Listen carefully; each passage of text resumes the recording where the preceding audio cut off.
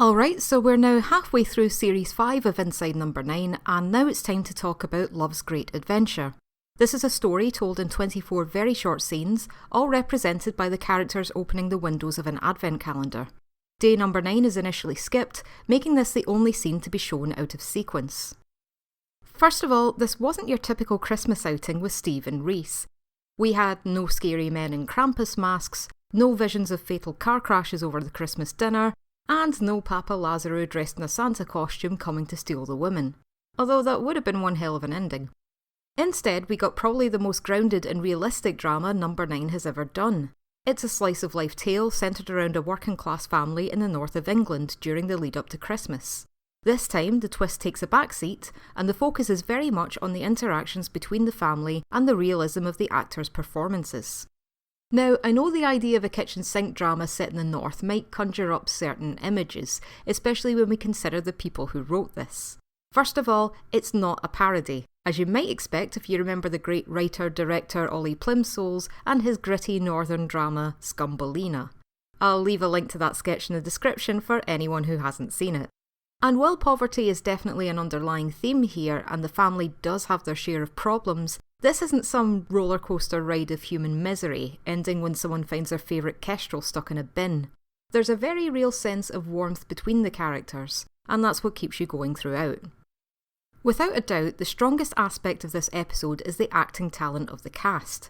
I found the characters were all very believable right from the start, and the way they behaved around each other made the family and the household feel very lifelike. While Number 9 has become well known for its tight scripting and intricate plot details, this episode was the exact opposite. It's a lot more loose in terms of dialogue. I even heard that the young boy wasn't given a script at all, and the end result is a lot more natural. Whether or not you enjoyed it is really a matter of personal taste. I will say this is the only episode so far that I watched twice before writing the review. That's because I was so distracted the first time around waiting for some big Number 9 bombshell, which didn't happen and wasn't really the point. Yes, there is a bit of a twist in there, but it's very subtle and doesn't turn the whole thing on its head. If you missed it, watch it again and pay attention to what's happening with the car. I was also distracted by a horrible sense of dread, waiting for something absolutely terrible to happen to the characters. While I'm glad that wasn't the case, because I did end up caring about them, it did feel like the episode just sort of stopped, rather than resulting in a big payoff. But again, that's not what this episode is really about. By holding out for some big jaw-dropping reveal, you miss all the small details that are the heart of this story. The little moments around the dinner table, that heartbreaking scene with the dress, and all those little snippets of emotional exchanges, often late at night when two people are alone together.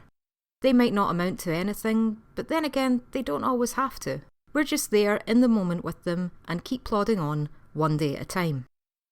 I'll be honest, this wasn't one of my favourite episodes, but I respect what they were trying to do. The cast were all superb, and they really did get me invested in these characters. I can see it's already been very divisive among fans, and I appreciate that Death Be Not Proud was kind of a tough act to follow. If you enjoy realistic family dramas with a lot of heart, then you'll probably love it.